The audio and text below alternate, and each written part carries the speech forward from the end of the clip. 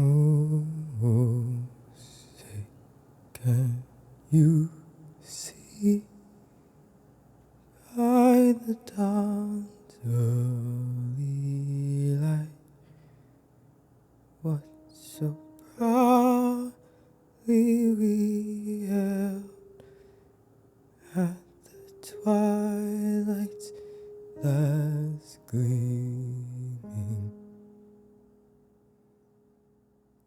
Whose broad stripes and bright stars through the perilous fight o'er the ramparts we watched were so gallantly streaming,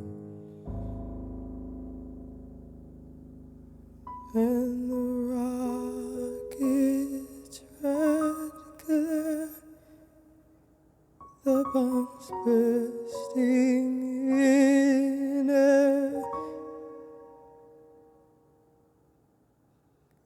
they proved through the night that our flag was still there. Oh, say does that star-spangled banner yet wave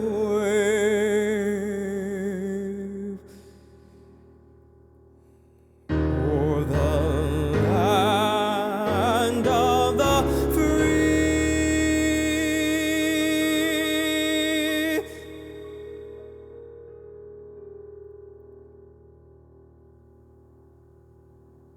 And the home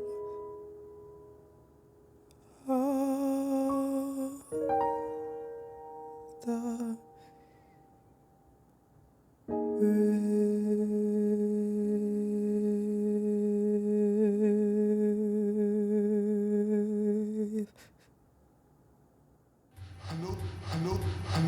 I know this ain't home, but it's where you gotta be.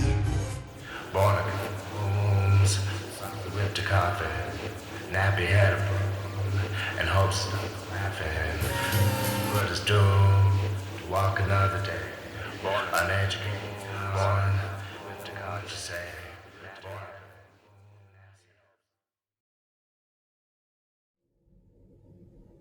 I don't have to tell you that things are bad. Everybody knows that things are bad. It's a depression. Everybody's out of work or scared of losing their jobs. Banks are going bust. The dollar buys a nickel's worth.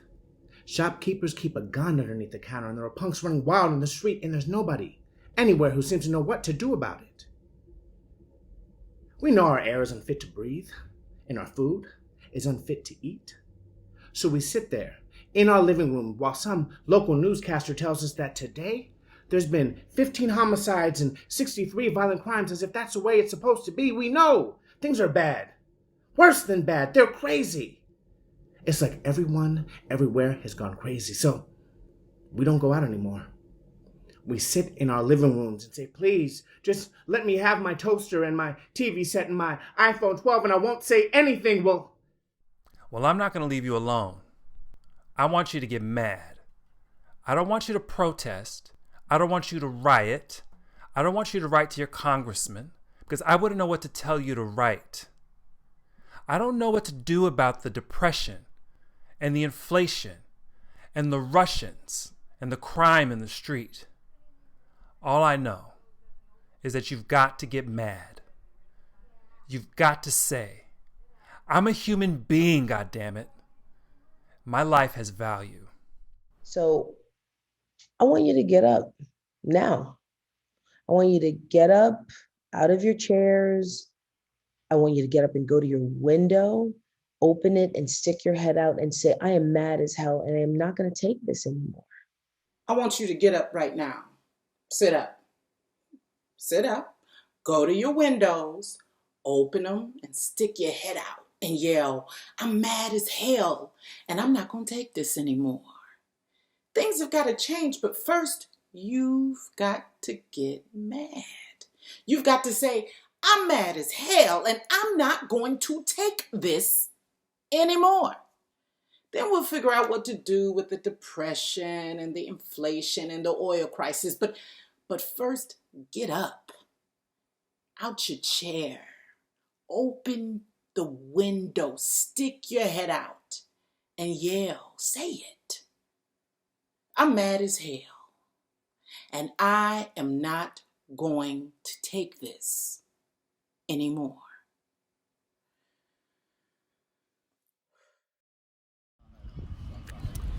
Okay, so what are we talking about? We're talking about the Mueller report. Yeah, that's right.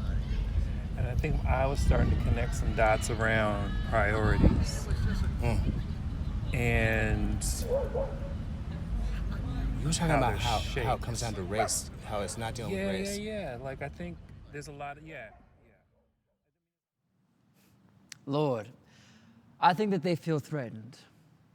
And I think that they see a champion in our president. I think they have been there for a very long time. I don't think that they ever went anywhere.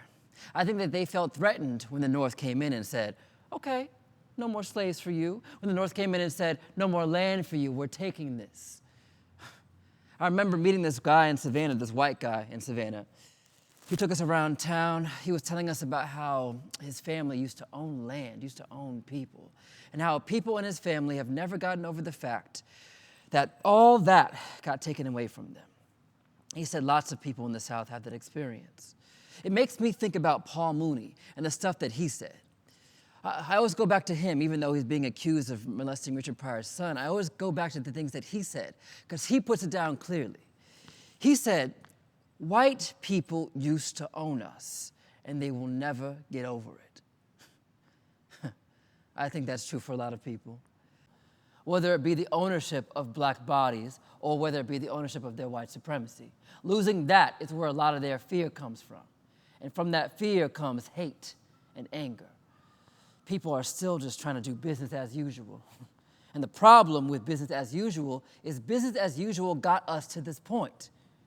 We've never dealt with race. We've never dealt with race as a culture in this country. When I was in Mexico City, I remember we were in a cab and we were passing by this. First of all, there is art everywhere in Mexico City. Everything is this blend between indigenous and European influences, everything. And there's this active tension between the two. And there are moments where it comes together and it's just kind of incredible. So you go to places like the Palacio de Bellas Artes. It's like this palace of fine arts. And I remember looking up. It looks like this beautiful Art Nouveau masterpiece. It's got all the swoopy organic lines and this gorgeous domed roof that's bright yellow and orange. It looks like a sunset. It's one of the most beautiful buildings I have ever seen. And I remember looking up at this detail, and where you would typically see white cherub babies with wings and shit, there's a head of an indigenous man, looked like an Aztec, coming out of a snake head. And then you look and there's a snake wrapping around the thing. They're literally blending these two things together in this building. Later, we're in this taxi cab and we pass by this one monument, and these monuments are all over the city. It was a monument dedicated to the capture and torture of one of their Aztec leaders, to honor him and to honor the history of where Mexicans come from, to say that this happened. I was floored by that. I've never seen shit like that. You walk around New York City, what do you see? Christopher Columbus in gold in Central Park. Roosevelt triumphantly on this equestrian statue with an African by one foot and an indigenous Native American by another foot. That's what we see. We're not comfortable confronting the issue. Even black people. We've taken on shame around it. It's just wild to me. So yeah, we don't confront it. We don't deal with it. And so what happens? We end up kicking it down the road. You know, we just elected our first black president. And what did the country do? It flipped the fuck out, turned around and put Trump in office. And that is exactly what was going to happen. There was somebody, for the fuck of me, I can't remember this man's name. Michel something, a black scholar from France, wrote about how Europe had paved the way for Hitler. And his point broadly was that the mechanisms, the practices and the tools of colonization, Europe had gotten so good at it, paired with this kind of, what do they call it, the military-industrial complex, the business of war making, ran out of places to make money, ended up turning on itself. There's quite a few lessons to be learned in that story. Because the way that it is traditionally told is that there's just this exceptional evil that took hold in one place and just rose up, right? And then the good had to get together and fight it.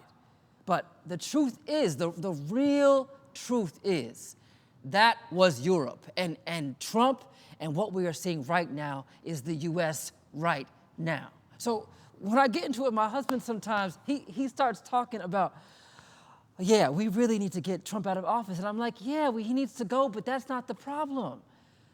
That just takes care of him. We should care about this stuff. It should be alarming, but it's not.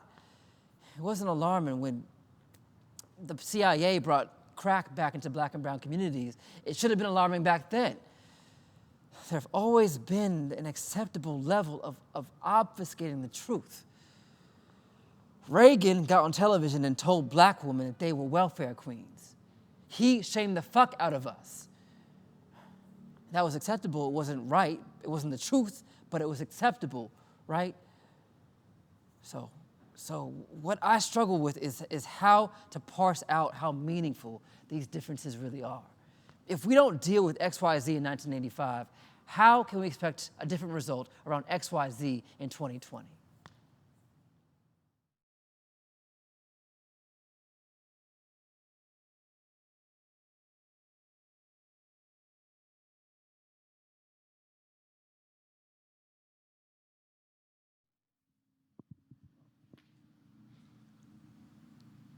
It is cold in the desert at night, hundreds of miles away from home, taking refuge beneath cacti and potential freedom. And then they come to put the shivering and desperate in deep freeze, appropriately named ice, for nothing is more frigid than rejection, than being shoved into a room and forgotten, like so much snow shoveled to the side of a pristine road. To many, America is merely a glorious mirage, an imitation promise, gold at the end of a counterfeit rainbow, which immediately dissolves upon contact. The fearful fuel their angry hatred with myths of dirty rivers, of crime, and sinister threats flooding our way of life. In reality, the border is a frozen dam where abominable uniformed snowmen herd other people's displaced children into cages underneath unheated tents. Satisfied, apathetic citizens turn off the news so they can take their offspring on day trips to the zoo. For illegal aliens get what they deserve, but we love animals.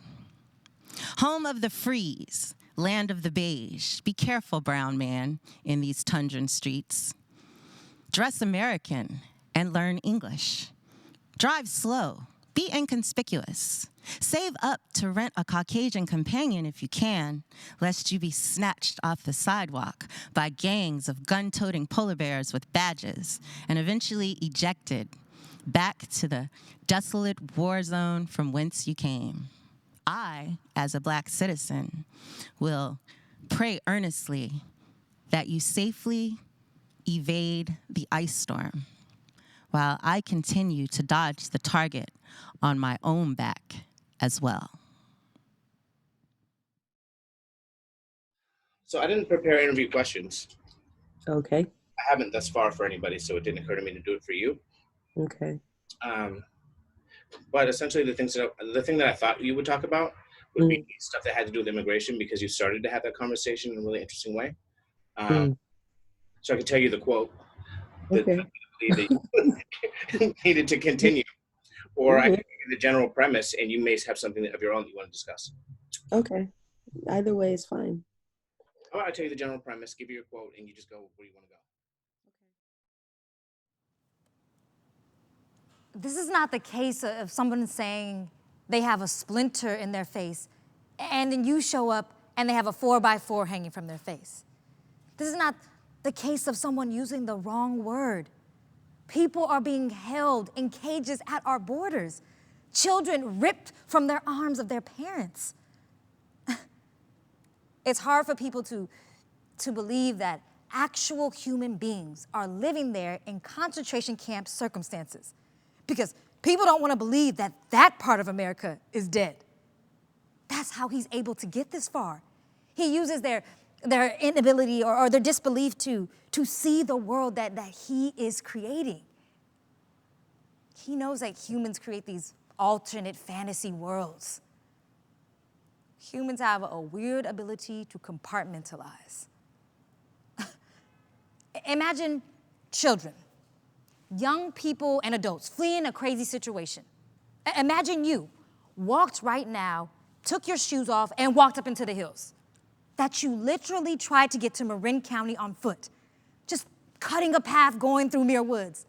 And the only thing you had to protect yourself was a brick tied to a rope. There is not a single thing that you can imagine in your life that would make you do that.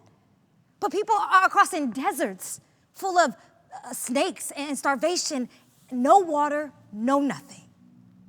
It insults all our intelligence when he goes after this whole wall thing.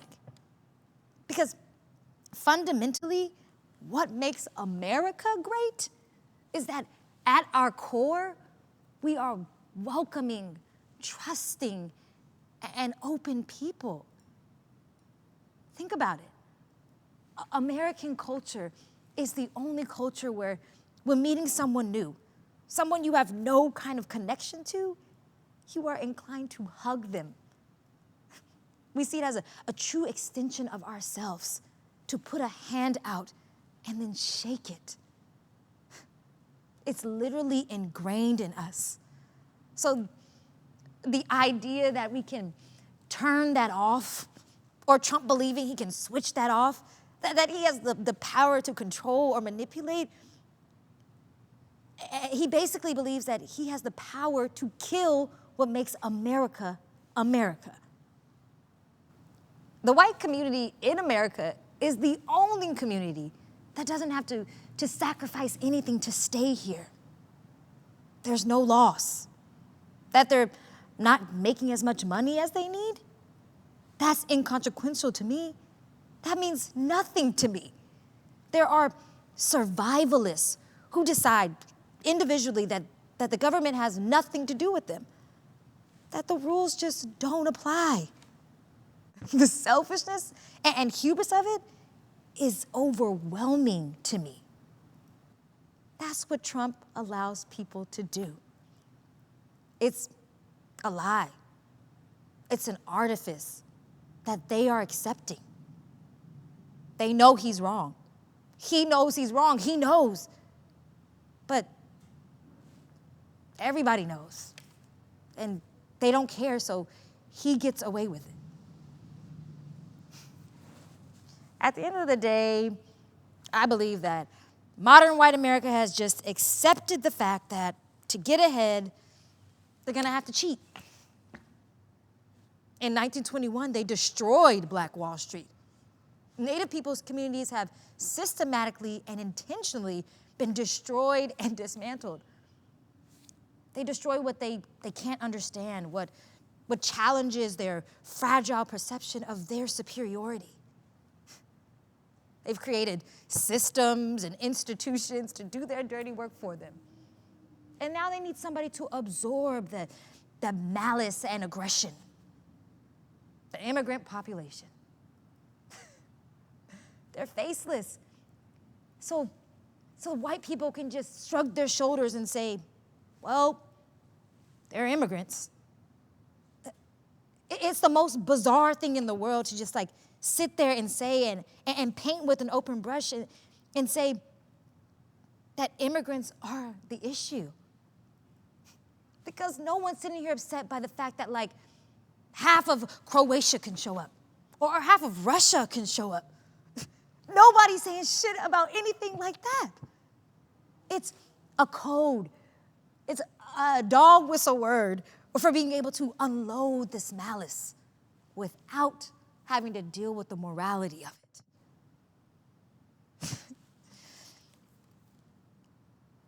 They don't want brown people here because brown people remind them of their innate and inherent mediocrity. Trump could have chosen anyone. But when you say immigrant, it creates this language for people to literally pour vitriol into. When you ask somebody pointedly, what is it about immigrants?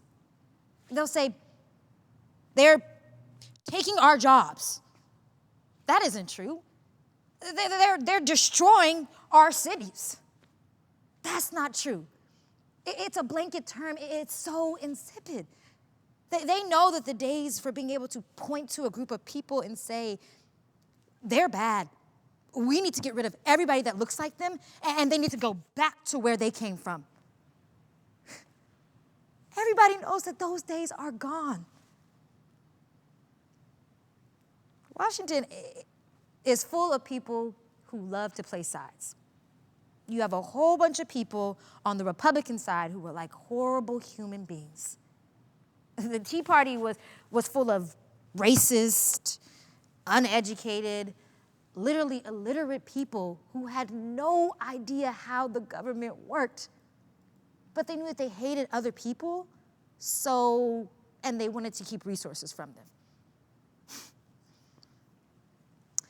The last 3 years, people have been brainwashed by the flood of information and misinformation from social media, feeding the notion that government happens when people are unyielding. White America wants to believe that some of them aren't racist. But the truth is, they're all racist. It is the very foundation of everything that they know. Everything any white American owns in this country was built on the blood of slaves. Period. This country has been under the control of people who for generations have tried to run away from that truth. But karma's a bitch. And some things are larger than you. And like I always say, there are two things you cannot outrun. You can't outrun a lie, and you can't outrun a beating if it's coming for you. Those are two universal natural truths.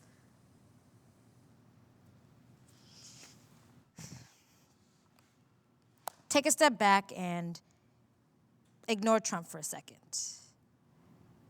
What you're seeing is the unwillingness of white people not ever having to share, not ever being socialized to think about anybody else, not being socialized to think that maybe their individual needs aren't as big as the needs of society. And all of these lessons are being taught in the one massive gargantuan shit show, which basically aims at the heart of what keeps them in power. Where school systems have failed, systems that they needed, that they upheld, that they required to keep sanity and to keep control. Those were systematically dismantled when Trump came in. And because of this major bias, he went on to dismantle them further. The cosmos are opening and fucking killing people. Nature is come out of nowhere and is gunning for people because they can't humble themselves to the notion that in an alternate universe, they could be wrong. Think about that.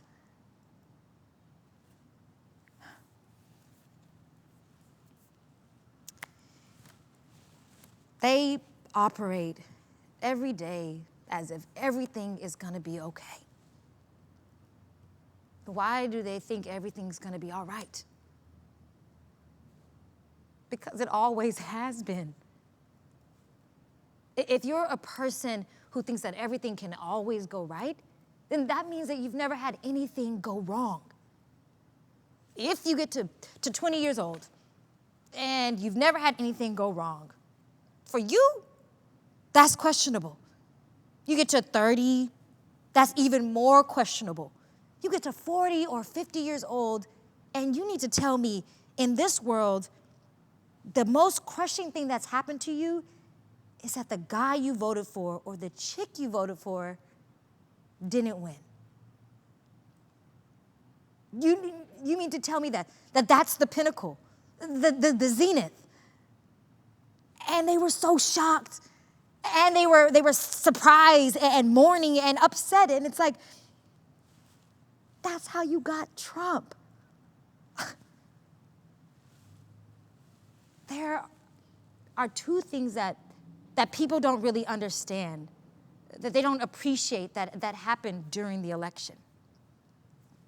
Very simply, two things. One, white people were so spiteful that they didn't like Hillary was enough reason for them to plan and negotiate her demise. That was it. And they'll even say so. They say, we didn't like Hillary so much that we were willing to go with absolutely anybody. Because why? Because they were gonna do what white people often do. They were gonna teach her a lesson by making her lose. That's cold. That's some spiteful shit. But here's the deal. Anybody and everybody knew that Trump was a nitwit and that he would straight set this fucking country on fire, if not the world. Everyone knew that, and no one was in any way confused about this one point. What goes on in our government? America. The only way that we can truly get something is if we work together. Because you've had to make compromises. I've had to make compromises. When black people first got the right to vote, we were voting for racist ass motherfuckers. We didn't have a choice. Out of everybody in fucking America, who are the real Americans? Black people. We've fought on this soil. We've worked on this land. We fought for this country. We fought for rights of other people that we didn't even get. We believe in the Constitution. We believe in process, and we believe in our fellow citizenry. We do everything that we can, even though at every corner they try to cut us down. That's showing up every single day, even though you're not getting paid. That's showing up every single day, even though the person you're working for is basically saying racist shit to your face. It's having to deal with things that are beyond being mildly inconvenient.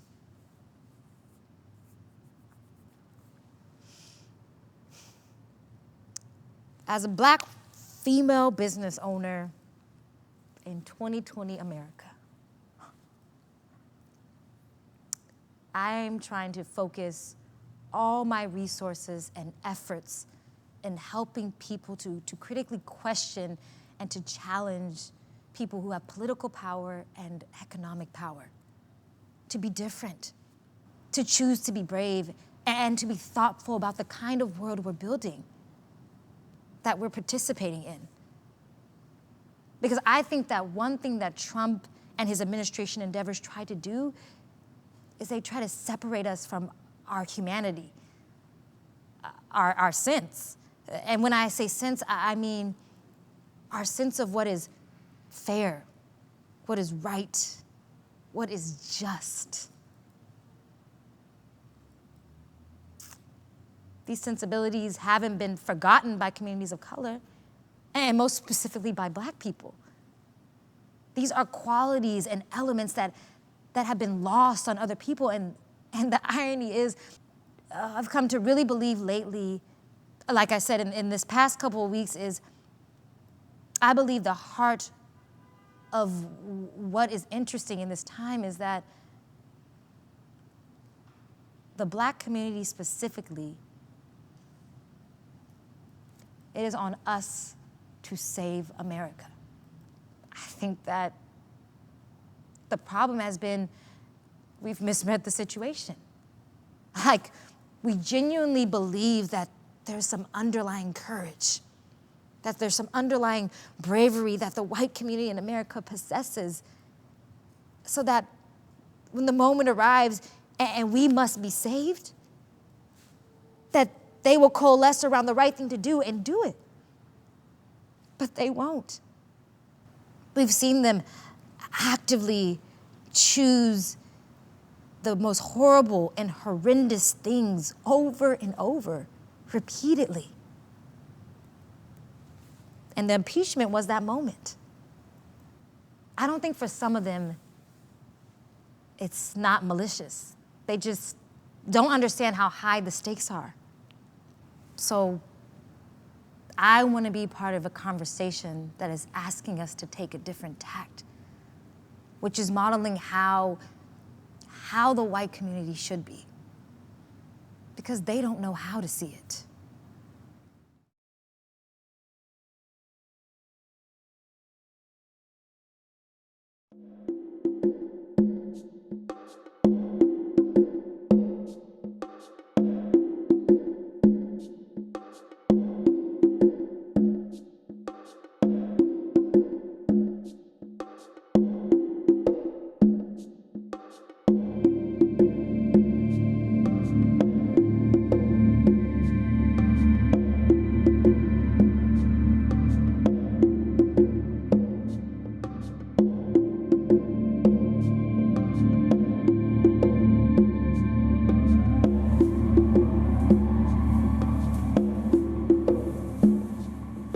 Do we remember the pain, our ancestors' ways of surviving in our DNA? We don't need to remember in the digital age. Archived brutality, compartmentalized realities. I remember the cries, I remember the screams, in the land of the free to struggle perpetually. Seems everybody just knows we can endure. We always have. They'd have us believe our breaking point can never be reached.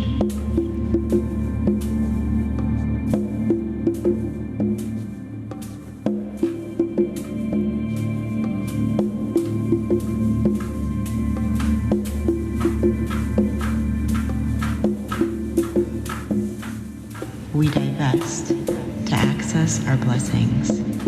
The morning dove sings nomadic melodies of forgotten languages, drowned out by sounds of whips and chains.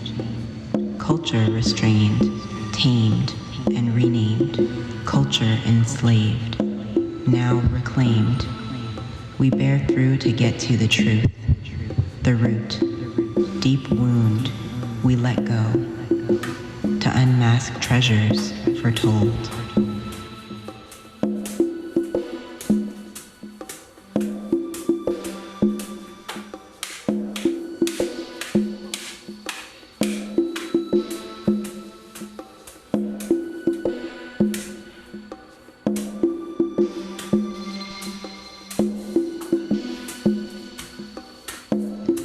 Absolutes, ultimatums, red blood, white lies, black bodies and blue lines, reruns of smoking guns, the point of no return, the threshold between escaping from and building toward what once was again in the land before.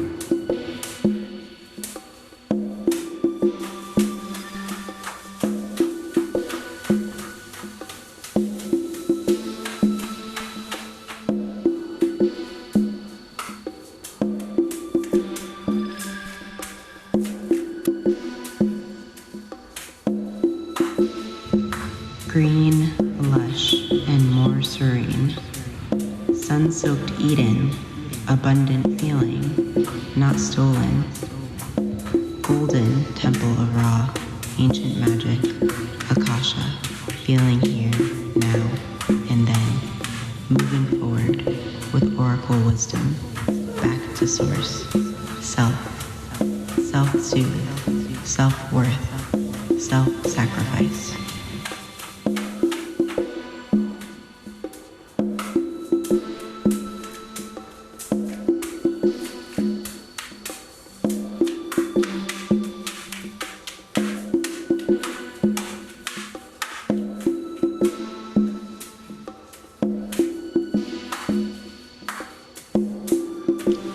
Always on the go, lost track of time. In exile it feels hard to find a state of rest, even before we left. Always been outsiders, figuring how to stay out. Where can we be? Is it safe to be seen? Here, there, anywhere? What lies beyond? The water's vast.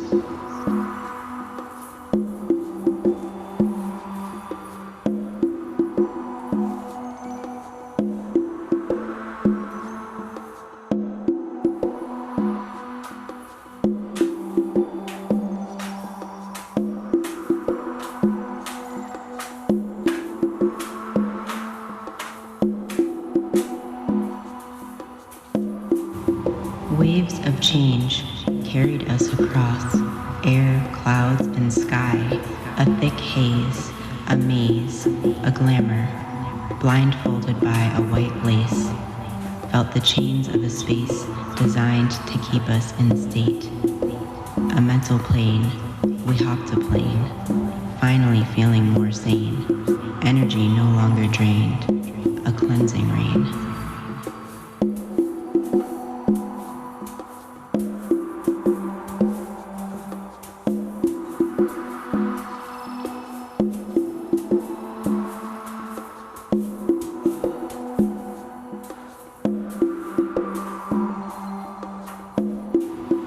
We move when we can, because we can.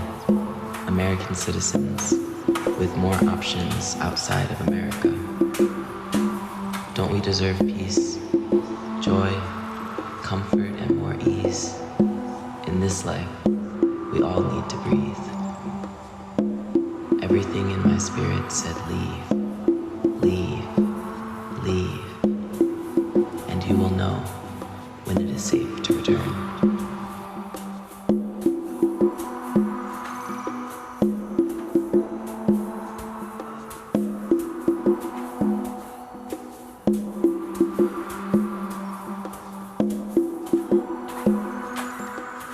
We are the original alchemists, weaving our destiny with ropes bound tightly to hold down.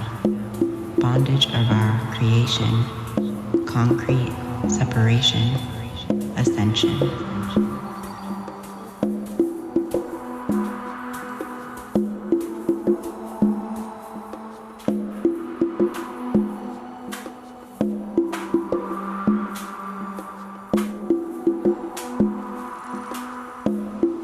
Home, a place we've never known in this lifetime, but I feel in my soul.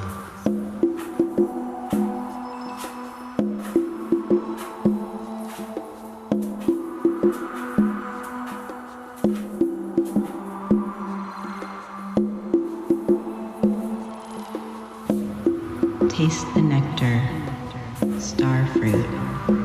Hear the call of the rainforest, birds of paradise.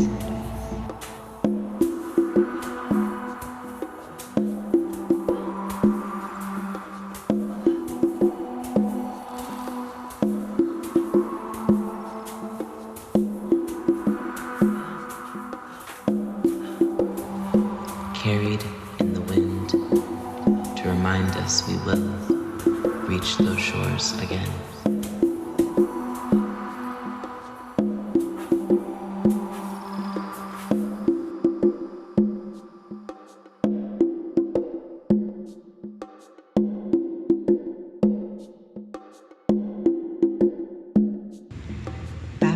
baptized in divine waters. Wash away fears and pain. Replenish and restore our soul ties.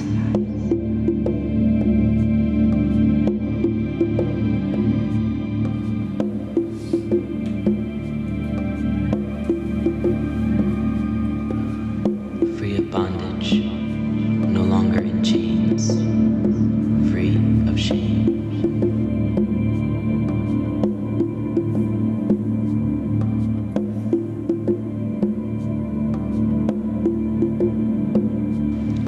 Travelers through time and space arrive, free to fly to highest heights.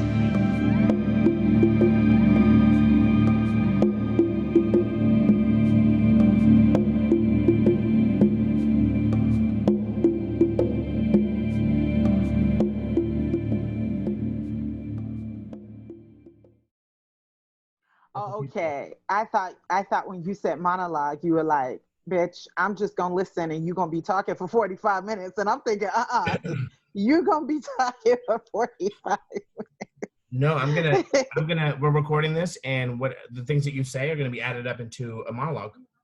And it's gonna be like the statement from Joyce Lee's experiences. So I'll ask you a couple questions trying to guide things, but more important than my guiding is for you to say whatever's authentically just true for you.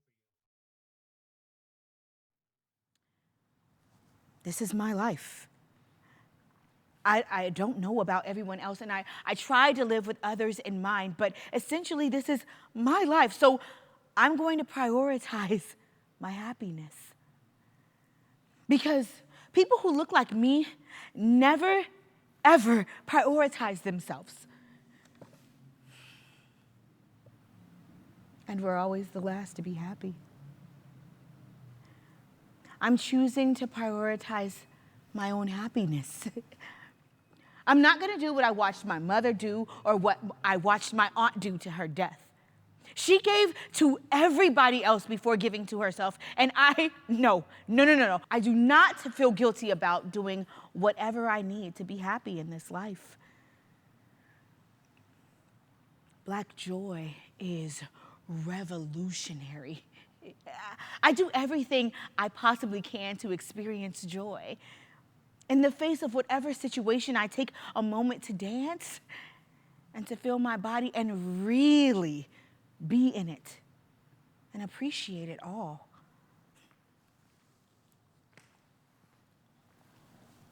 Black girls are treated different.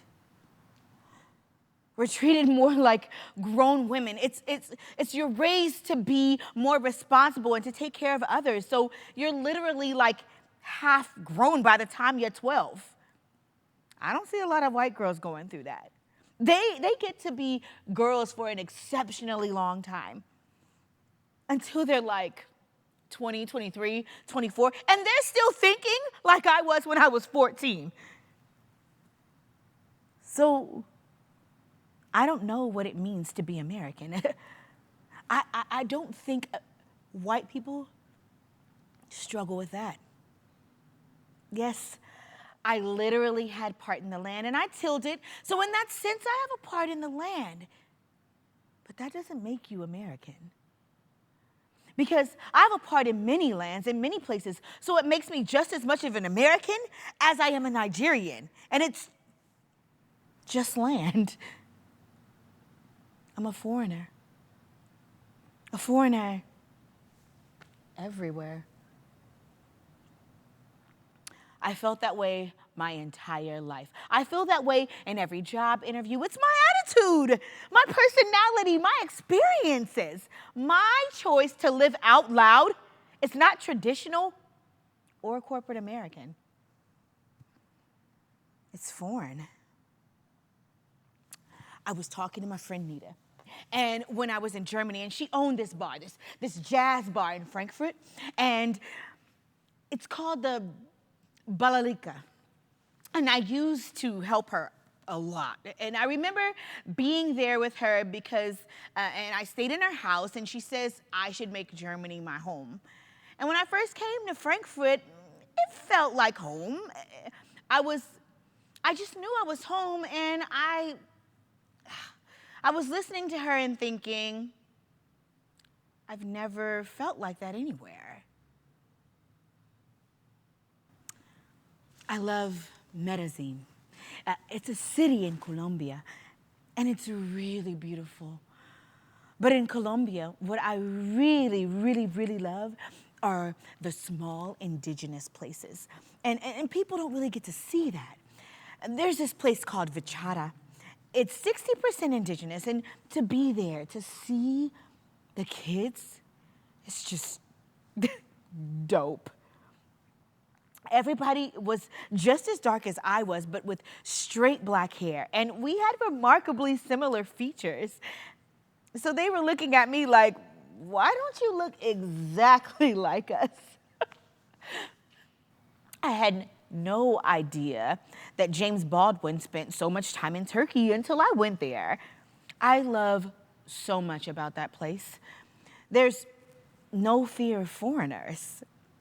Turkey is historically one of the most international places, and everyone goes there, but they destroy nothing. So if they have a Christian monument and from thousands of years ago, just because it's a Muslim country doesn't mean they have the right to destroy someone else's things. So they preserve it. The respect and welcome that they give the foreigner, I love it. People weren't used to black people, but they weren't afraid because they're used to strangers. They welcome strangers. I love that. At least I loved it before it became a lightweight dictatorship. And I watched Turkey transform from a democracy to a dictatorship. And people keep saying it won't happen here in the United States. And I saw it happen in real time. And I don't believe it'll be solved in our lifetime, but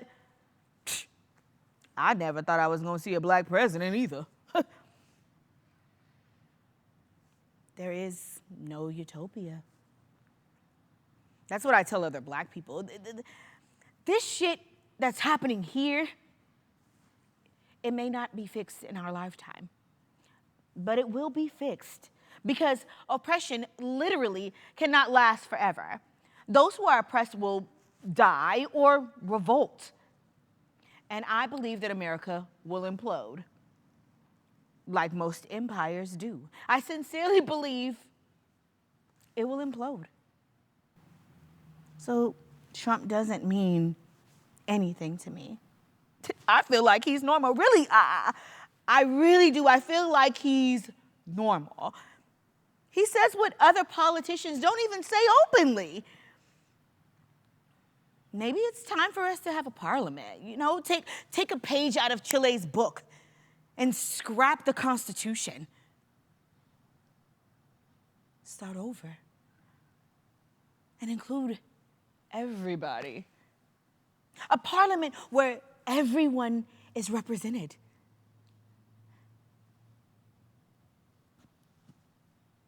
Living in Colombia is great. It's nice. But I have a lot of friends who are leaving. Black women who are leaving because Colombian men have issues with color. For black women, there is no utopia. I say,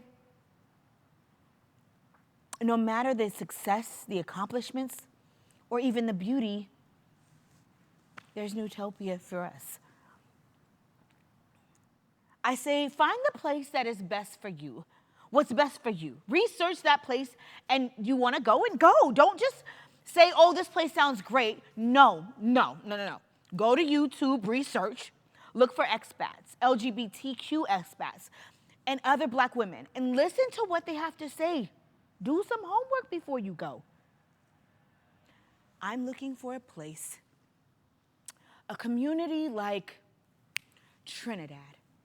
Rima is a city, it's ridiculously small town in Trinidad, but everyone works together. They're like, let's bring people from the diaspora. Let's really have a good time. They're all about helping each other.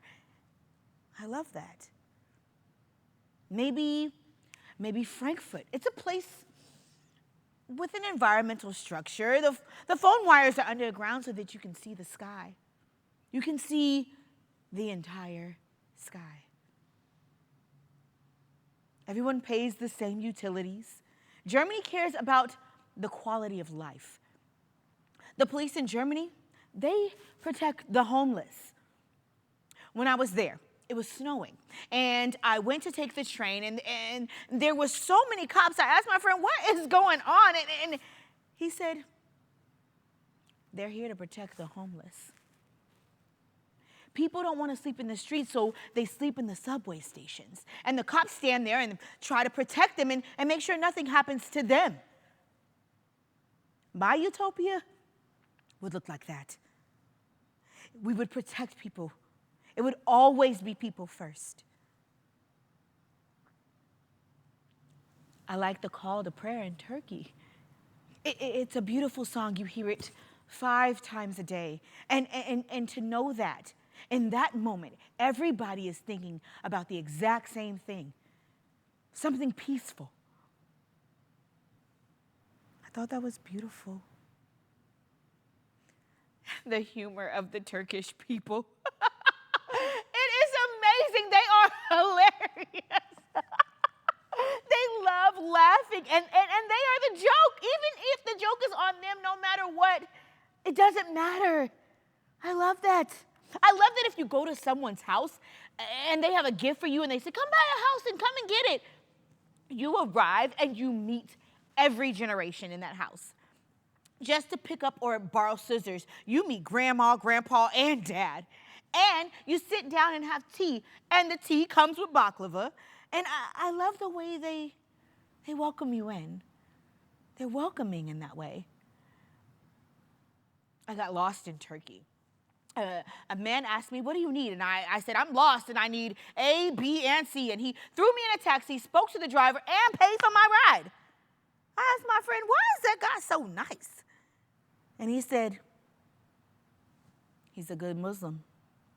In the Quran, you are taught to treat a stranger with hospitality.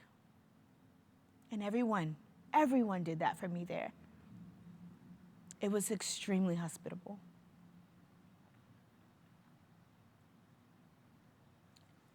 East Oakland, 1989, at 98th and Bancroft.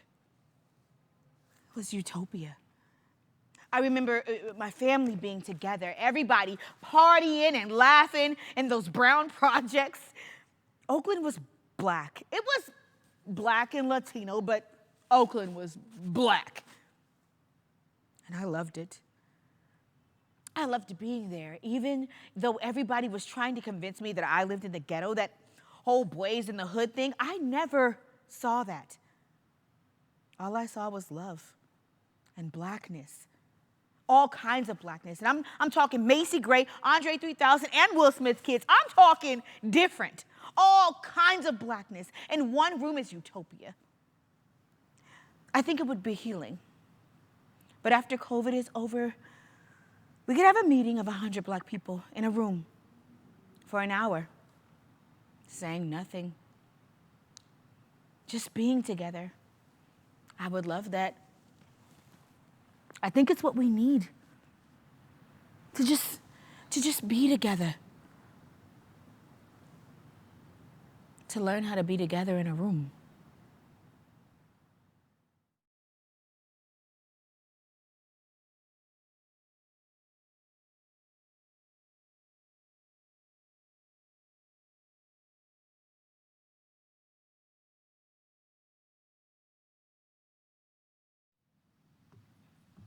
Grabbing pussy, grabbing pussy, grabbing pussy. God damn, God damn. I'm 45 and I'm here to say I love grabbing pussy in every way. Show me a young thing and I'll start to grab a pussy. God damn, God damn. Call me a pageant and let me in. That's where I get to grab some tender skin. Oh boy, now let the fun begin. grabbing pussy, goddamn. They say I'm corrupt, they say I cheat, don't like my message and don't like my tweets. Some folks say because I'm a cheat, you know I am not a cheat. I know big words, I got a good brain. I never pay taxes, I never complain. I never complain, I never complain. I got a big brain. I'm good for alone, and folks know this is true. I hang out with Putin and Kim Jong-un too. I like these men even more than a screw. Grabbing pussy, goddamn. I love it when people all worship me. I married 4 times, though it should have been 3. I guess it's because that she tolerates grabbing pussy. Goddamn, goddamn. Some folks say I'm a liar. It's not really true. They say I'm dishonest and a criminal too. Some say I bite off more than I chew, more than I chew. Between me and you, I do. Oh, I'm always a winner. I never lose. I'll use you and throw you away. I'll use you and throw you away. I know it's not okay, but I'll use you and throw you away. And if sometimes something goes wrong, it's not my fault. I love to go golfing. I love my big cult. If you are wounded, I'll throw you in salt. I'll throw you in salt. But it's not my fault. I'm a businessman, genius, yes, really smart. I have no soul and I don't have a heart. Believe me, I'm always doing my part. Grabbing pussy, goddamn. Oh, they made me prez. I'd rather be king of kings. Making big money's one of my favorite things. And all of the things that money will bring. And all of the women and all of those things. All of it makes me sing. Grabbing pussy, grabbing pussy, grabbing pussy, goddamn. I love it.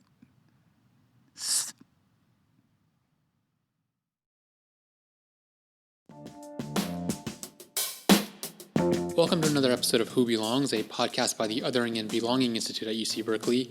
In this episode of Who Belongs, we hear from Alicia Garza, one of the founders of the Black Lives Matter movement and the principal of the Black Futures Lab, which is an organization that engages Black voters year-round and works to stop corporate influence in progressive politics.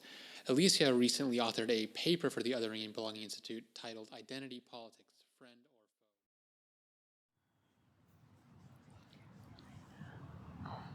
I mean, if we look at 2016 and we look at the outcomes, I think a lot of people say, how did this happen? And the simplest way to say it is that there was a coalition that came together across class and across gender and in defense of race. And so I think there's a lot of ways in which people have said things like, the current president got elected because it was white, uneducated people in rural areas that didn't really know what they were doing. But the fact of the matter is, the whole campaign that this president advanced was very much centered around protecting white power and defending white identity, and also making villains of those who would say that white identity politics aren't the only politics that deserve attention. They weaponized the defense of white identity against that agenda.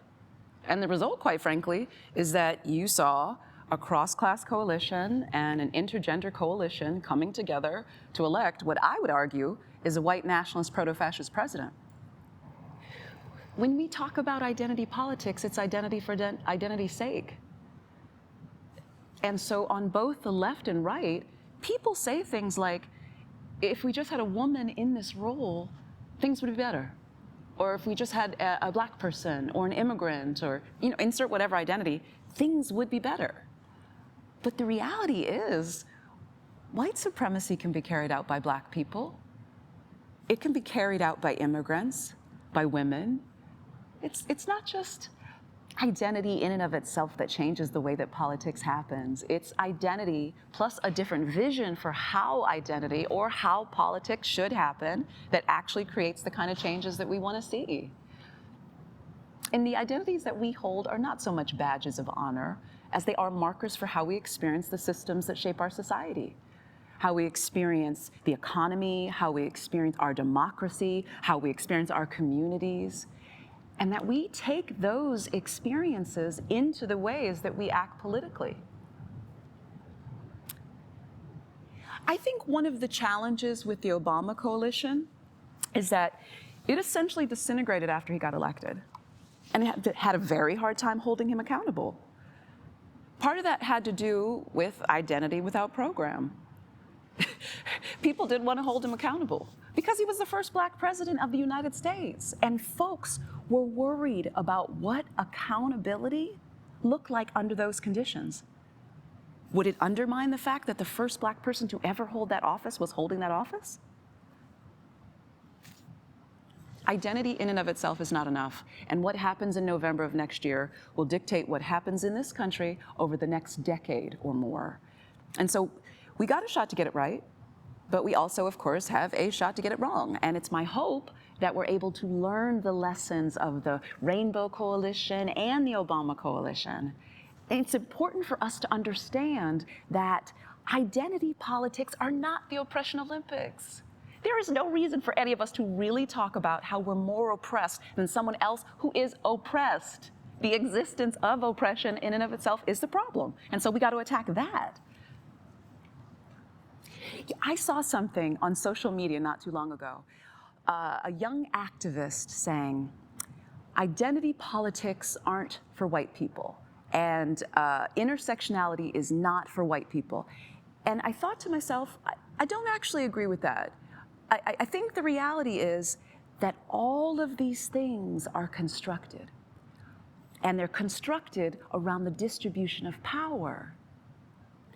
If we were to say that all white people have power and all people who are not white don't have power, that's not actually a nuanced analysis of how these systems work. And frankly, without that level of nuanced analysis, we don't have a shot at building the kinds of strategies that can dismantle white supremacy. And so that's one thing. We're not all racing to be the most oppressed. We are racing to make sure that no one is without the things that they need. And the second piece that's really important for us to pick up and really challenge is the ways in which we can, in the progressive movement, really weaponize identity in a way that kind of has us in opposite corners, I should say, and not willing to talk about the elephant in the room. I can't tell you how many progressive organizations or coalitions I've been a part of where as soon as we start talking about anything besides class, it's almost like people fold in on each other and get very uncomfortable because suddenly the thing that was supposedly unifying everyone is no longer unifying everyone. But the reality is, I think there's a way that difference can unify us even further. So the United States has this narrative that we're all the same.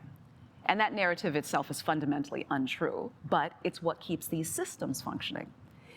When we have messages that say, if you work hard enough, you can achieve, that assumes that everybody is playing from an equal playing field.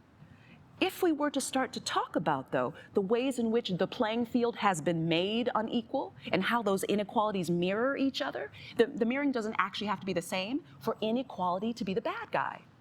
And so, for example, if we were to talk about wages, and as a black woman, I am making 61 cents to every dollar that white men make. And as a black man, Gerald, you might be making 71 cents to every dollar that white men make. What we need to talk, and as a trans woman, she might be making 23 cents to every dollar that white men make. So the 61 cents that I'm making and the 71 cents that you're making, I think that there's a conversation for us to be having about the ways in which those different levels of inequality can either keep us away from each other or can help us form stronger coalitions to help us fight the gaps we all have with the white man's dollar. And then our strategy gets deeper to say, how do we make sure that we're not just closing the gap between your wages and the white man's wages, but how do we make sure that we actually start at the 23 cents? Knowing that if we start there, then my wages are going to go up at 61 cents and your wages are going to go up at 71 cents. Difference can actually give us a clearer vision for what kind of strategies we have to build in order to win and who gets brought into the coalition. And so, to be honest, one of the things our opposition does really well is they build unlikely coalitions. They are very smart about having different wings of their resistance and knowing they're not going to agree on everything, but that they have a common goal. And so, to be honest, the Wall Street people, they don't like the Tea Party people. But you know what they like? Power. And the Wall Street people, they don't like Trump. But you know what they like?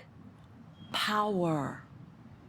And so they are very adept at figuring out how to not only find out what they have in common, but how to leverage their differences in pursuit of the power that they're seeking.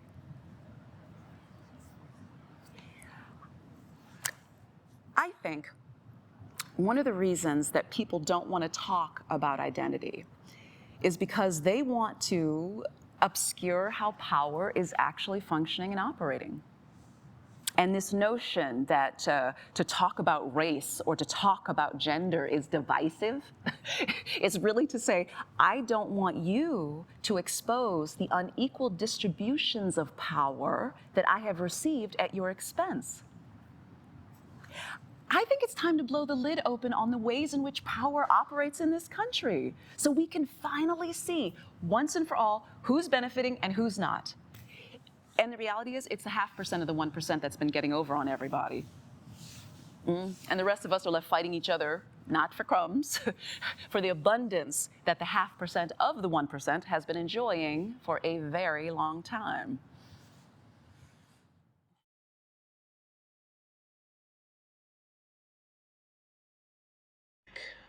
I want somebody to walk up behind me and kiss me on my neck and breathe on my neck. Been such a long time, I forgot that I was fine. Just kiss me on my neck and breathe on my neck. I want somebody to walk up behind me and kiss me on my neck. Breathe on my neck. If you want to feel me, better be divine.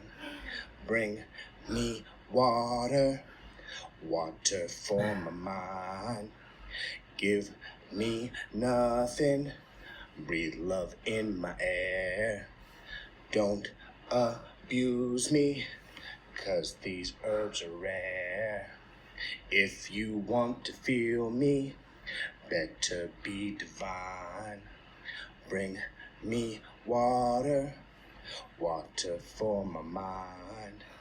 Give me nothing, breathe love in my air.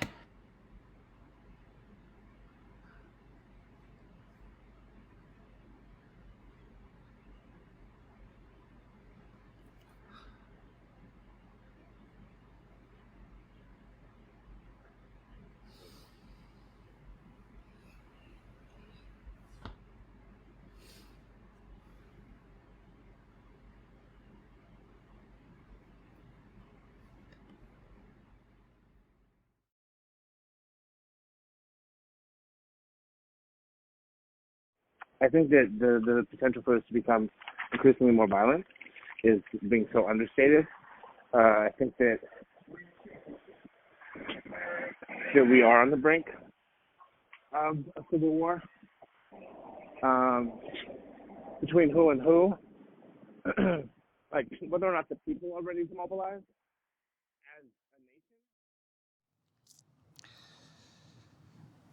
I think that the potential for us to become increasingly more violent is being so understated. I think that we're on the brink of civil war between the whatnots and the what have yous. I don't know whether or not the people are ready to mobilize as a nation, but I do believe it's that extreme. The same pockets of groups of so-called terrorists, and when I say so-called terrorists, I mean the way that the Black Lives Matter people have been called terrorists, and the way that these people that stormed the Capitol are actually terrorists. Them coming head to head is absolutely possible. In a riot, there's a potential for a massacre. Other than the Civil War, I don't think that we've ever seen America turn on its own. And when I say its own, I mean white people en masse. Ever. But you've got a good old boy against a good old boy. You have a white man up against a white man. You have the system against the president. A president who has essentially created his whole running candidacy and presidency has been based on sowing discord. Like, he's accomplished nothing but sowing discord. There's no legacy. There's no nothing. Except for getting people to doubt whether or not the system he was head of was functioning. From the rooter to the tutor, we're talking about the media, all the way up to the Supreme Court. I remember when the news was news, and the truth was the truth. I remember when his administration coined the phrase alternative facts. When suddenly, I'm going to tell you a lie became a legitimate alternative. Next, it became, I'm going to tell you that a fact is a lie. And he's been allowed to do it little by little until next thing you know, he had the whole cake. Literally turned people against even the institutions that used to support and inform them. And we're not talking about just the press or Congress. We're talking about democracy. People speculated that George Bush stole the election.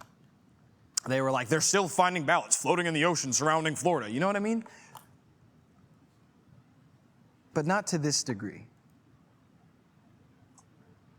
And even with those doubts in mind, there was still a peaceful transfer of power.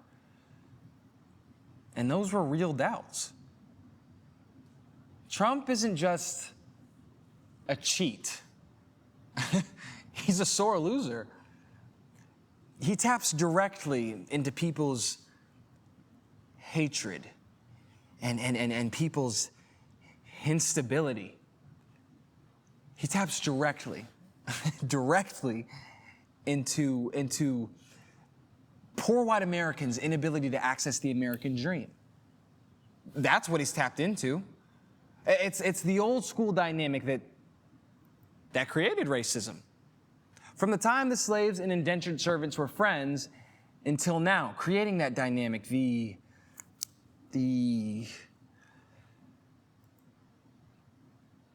at least you're a white man complex. And these people have been told, at least you're a white man, their whole life. But still, they haven't been able to access the American dream. And now they're at a point where that's imploding on itself. Because instead of being informed that the reason you can't access it is because you're poor, which which is something we all have in common across the board, whether we be immigrants or transgender or black or whatever, we have this one thing in common, that if we can change this dynamic, then we can change all dynamics. Our liberations would be tied. But these people are so distracted by their white skin. They're enamored with it. They want it to have value so badly that they're willing to fall on their own sword. They want to have it have value so badly because it's all they have. Wasted white skin. And it's wasted because it was supposed to provide them with all the access and all the privilege that they could possibly have, and yet it never has. And it's not going to, because it's not about black and white. It's about rich and poor. It's about haves and have-nots. But people get so damn distracted by this white skin, by this black skin, by this, transgender body, that our liberation has become unbound. And the truth is like they're very, very, very, very, very much tied together. Except for you talk about ignorance being bliss. Well, ignorance is a bitch in this case, because if people could get over themselves, then things would be very different. If people would start voting for their best interests and stop voting for their race or for people who are tapping into their rage about the inequalities they're facing as white men, as white women. Martin Luther King Jr. got assassinated the moment he started taking on not equality, but human rights. That was when he was assassinated. It wasn't when we shall overcome, we will get black people equality. It was when he started working. I forget what the organization was called, but the man started working to abolish poverty. He started gathering people under that common denominator, and more people live under that common denominator than don't. But it's people's inability to admit that and their desire not to see that has them so focused on difference. And that's what's killing them. It's going to kill their children. It's going to keep their children living in some used to be miners town drinking fucking Mountain Dew. It's in their own head, And I think that they'll take it as far as they need to take it. And it'll go as far as it can go because the institutions, the powers that be, aren't going to attack white people in front of white people. They'll do it to black people. They'll do it to Latino people. They'll do it to brown people. They'll do it in countries not here, but over there. They'll bomb the shit out of them, but not here. Why? Because then they'd have to admit that they're a lie.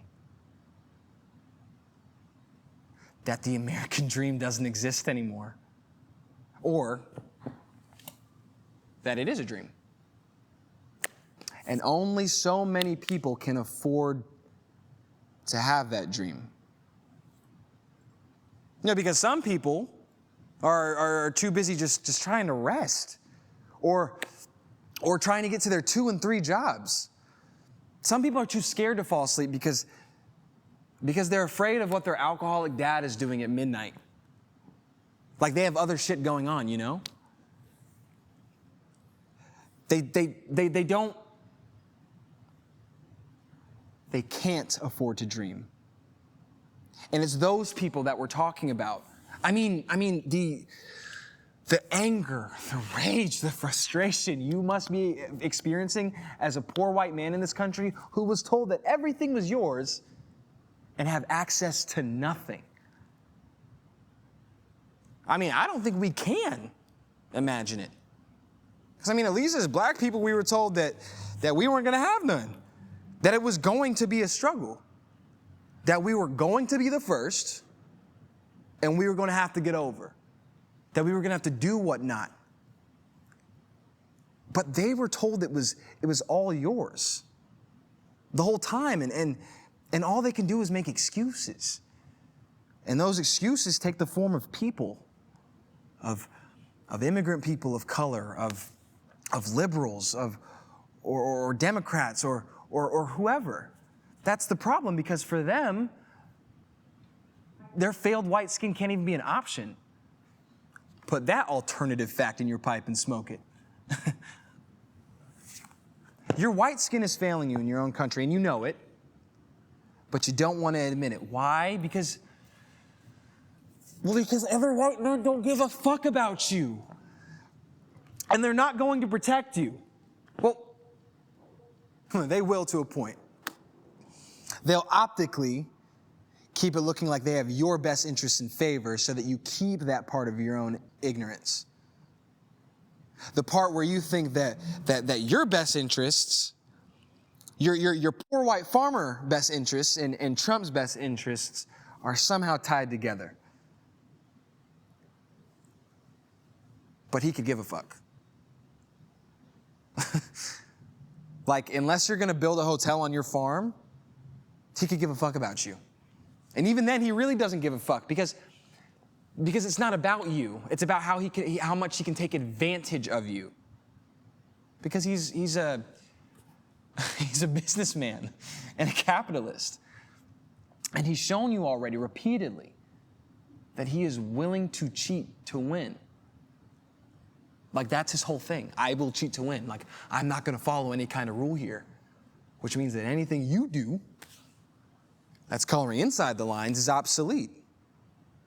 It's not going to matter at all. So you know all this because of how he's functioning in your face, but he keeps petting you and telling you that it's about you, but it's not about you and I. It's about, how dumb do you have to be not to see that? I mean, you don't have to be just dumb. You have to be in denial. And, these people aren't stupid. They're in denial, like in the truest sense of the word. They have failed to come to any reason or rationalize or come to any truth based on the evidence that's been presented to them. They're blinded by their need and their desire to believe that something other than what's happening is possible. And they would rather turn a Black Lives Matter protest into a riot than actually admit that there is violence that is being imposed onto black bodies. It's not a peaceful protest. It's a riot. That's what it is. It's a riot. It can't be anything else. That's easier to swallow for them. It's not a reasonable protest. Yet they can storm the Capitol with weapons. That's not a riot. That's something else. That's patriotism. It's the American Dream Part 2. But what I'm waiting for is the Bloody Massacre Part 2. Except I don't see white police force going in on white people that way, or the armed forces doing anything unless they absolutely have to. And by have to, I mean armed men and women shooting and blowing shit up. They'll allow themselves to be spat upon. They'll allow tear gas to be thrown, windows to be broken, fires to be started, cars to be flipped, before they'll actually put their foot down. And as we saw, they'll even allow the capital of the United States to be rushed in on in front of the entire world. They'll allow all that to happen. It would literally have to be someone shooting a police officer in the face. And even then, I don't think it would be a group, I think it would be just that individual. At least it wouldn't gauge the type of response if it was a black body with a cell phone. You know what I mean?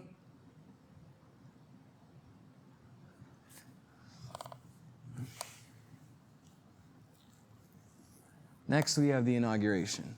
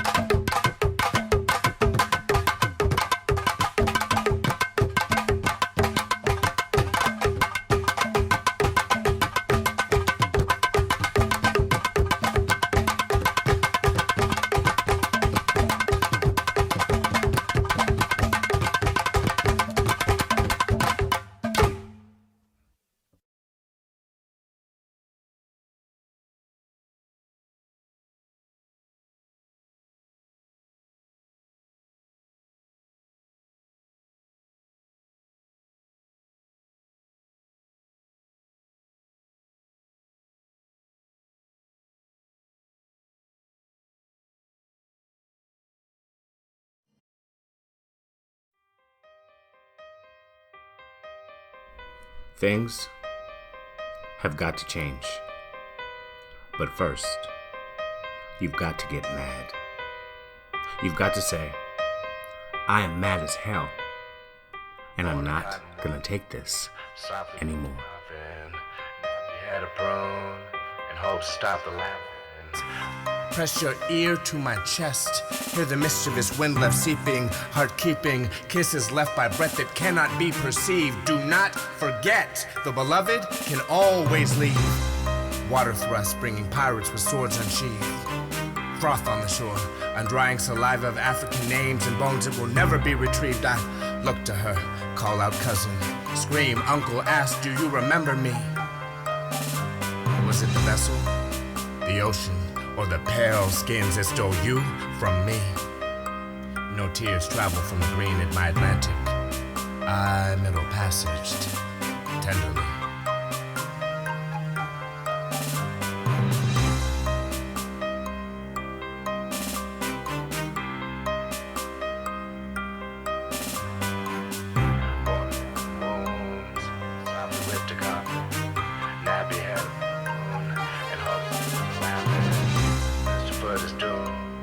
Walk another day, uneducated tongue, yeah, for what you say.